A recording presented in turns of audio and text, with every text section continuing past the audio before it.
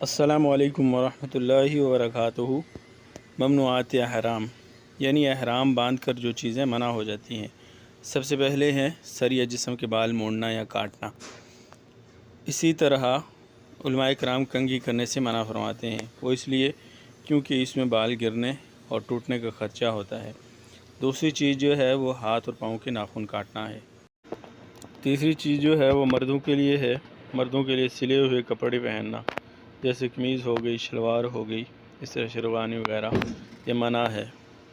چوتھی چیز جو ہے وہ سر کو چپکنے والی چیزیں، جیسے ٹوپی ہو گئی ہے، حمامہ ہو گیا، یا کوئی کپڑا اس طریقے سے کہ سر کو اس سے ڈھانپا جائے، تو یہ منع ہے۔ البتہ سر پر چھتری یا خیمہ وغیرہ اس طرح رکھنے سے کوئی ممانعت نہیں ہے، رکھ سکتے ہیں۔ پانچویں جو چیز ہے وہ خوشبو ہے۔ خوشبو کا استعمال منع ہے، چاہے وہ عطر ہو، وہ صابن ہو، وہ کوئی تیل ہو، تو جو بھی خوشبو والی چیز ہوگی وہ منع ہوگی۔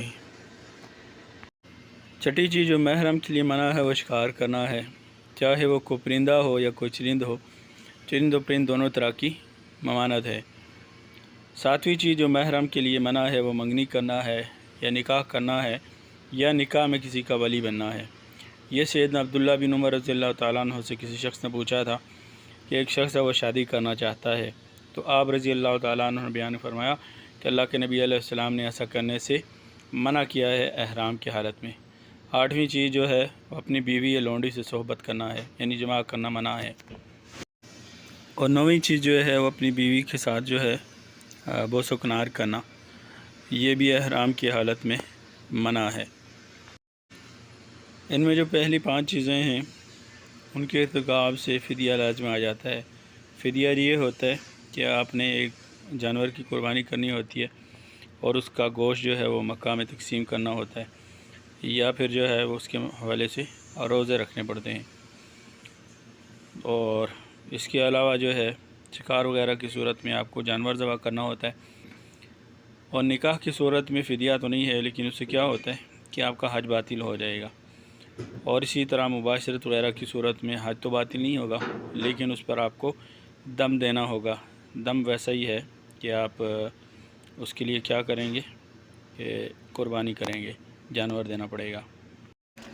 اگر کسی سے ان ممنوعات کا ارتکاب ہو جائے کہ جن پر فدیہ ہے، تو فدیت کی اقسام ہیں۔ سب سے پہلے یہ ہے کہ ایک جانور ذبح کرنا پڑتا ہے جس کا گوشت جو ہے وہ اہل مکہ کے فقراء میں تقسیم کرنا پڑتا ہے۔ دوسری چیز جو ہے وہ 6 مسکینوں کو کھانا کھلانا ہوتا ہے۔ اگر کوئی بکری کی استطاعت نہیں رکھتا، وہ 6 غریبوں کو، مسکینوں کو کھانا کھلا دے۔ اور اگر اس کی استطاعت بھی نہیں رکھ سکتا تو پھر وہ 3 دن کے روزے رکھ لے۔ اور اگر کوئی شکار کر لیتا ہے تو شکار کرنے کی صورت میں پھر کیا ہوگا کہ اسی وزن کا یا اس طرح کا جانور جو ہے وہ قربان کرے، یا پھر اس کی قیمت کا اندازہ لگا کر اس کی قیمت صدقہ کر دے۔